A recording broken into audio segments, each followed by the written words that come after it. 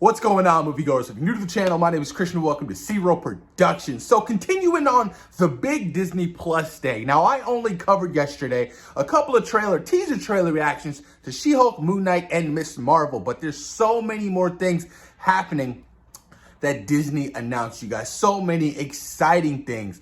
First reveals. Like, I'm excited for Secret Wars. Let's just dive deep into that. We got to see the first look at Nick Fury returning to the role.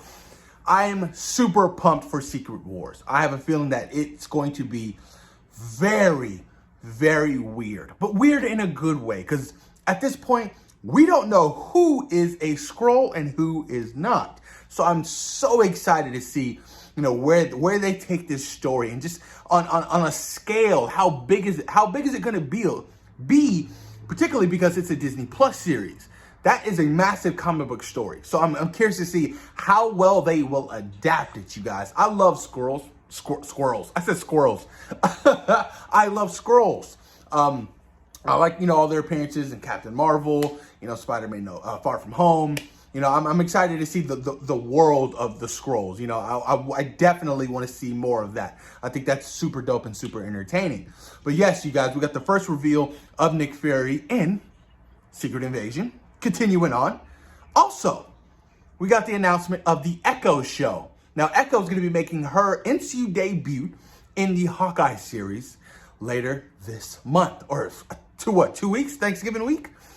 A lot of fans are hyped. A lot of fans are like, oh, Echo? Well, I'm not too big on the character. Like myself, I'm not too big on this particular character. But, if they're giving her own, Disney Plus spinoff series from Hawkeye, that means she must be pretty badass in this particular series. And she comes from the world of the, the street level Marvel hero. I'm talking about she's encountered Kingpin, Daredevil, characters of that nature. Characters who are rumored to be coming back to the, rumored to be making appearances in the Marvel Cinematic Universe with Spider-Man No Way Home and the Hawkeye series for Kingpin. I'm really curious to see how all that plays out, but no further details on that series. It's just in the works. We got the official logo as well. Agatha, House of Harkness. Now, I was a huge fan of Agatha in WandaVision. I absolutely loved and adored it. It was so awesome. WandaVision as a whole was just a game changer for me. It was so damn good. The weekly episodes got me so excited every week. Me and my wife would order pizza every Friday. We watched WandaVision. It was just an event. And then, the whole world would talk about it on Twitter. So it was a lot of fun. And, Catherine Hahn as, Agatha Harkness was so damn good. It doesn't surprise me why Marvel would want to continue on with this particular character because she was so good. She was a fan favorite. She got her own theme song. That shit was badass. Agatha all along. Like, it was so badass, man. But I'm really curious to see where they take her story. Like, is it going to be a prequel or how she gets out of Westview after Wanda kind of took over her mind? So I'm curious to see what's going to happen with that particular series. No further, details about the plot or anything has been released on that. Marvel Zombies, a continuation animated series from the What If, you guys. That was so... Look, I love horror. I love zombies. You throw Marvel in there, you got my money. You got me all the way. That episode was so freaking awesome. It was dark. It was gritty. I did not expect him to go down that route, you guys. But Marvel Zombies really impressed me. I was like, man, I want to see this done live action.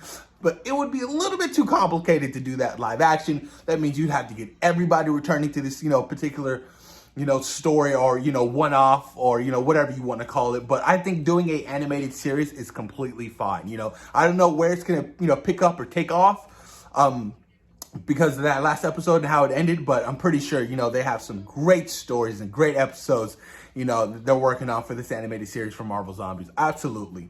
I mean, oh man, Scarlet Witch, Wanda was terrifying. That shit was scary as hell. I was like, yo, Vision, what you been doing? You just been feeding T'Challa to Wanda? Like, that's some crazy shit. But that's just like in the comics. Because Ant-Man was eating, T'Challa. Like, he legit, he kept him alive just so he can eat him. I'm hungry, there's no food out in the street, so I got you. I guess I'm eating your leg today. Like, that shit is terrifying. Damn, I love Marvel Zombies. Huge, exciting news. Cannot wait to see more from that series. Moving on, of course, we got the She-Hulk first review. We got the Miss Marvel teaser trailer as well. The Moon Knight. What If Season 2 is in the works. This is a no-brainer. What if Season 1 was absolutely dope, man. I love all the stories. It was so crazy. Seeing the Watcher get down with Ultron Vision, that shit was dope. There's so many more other stories that they can talk about and tell with the continuation of the What If series. Honestly, like, now you're introducing Shang-Chi and the Legend of the Ten Rings and all these brand new characters. Like, I'm pretty sure they will be making, their appearances in, the second season of What If. I just hope they get the actors to return to voice their characters, because I love that element of it, really do. And of course, I Am Groot, James Gunn, I think is executive producing that. Not too really hyped about that. X-Men 97. They are continuing that classic animated X-Men series that we all remember. The classic theme song. It's just so iconic, and I love it. I am so excited for the continuation of X-Men 97, you guys. Oh my God. I hope the animation is OG like it, you know what I mean? I hope they can get majority of the people to come back to do the voices. I don't know who passed away recently. Oh my God. Was it Wolverine or Cyclops? It was one of those two that passed away. But I'm so pumped. That X-Men series was my childhood. Absolutely loved it. It's on Disney Plus. I watch it all the time. I am so excited for that series, you guys.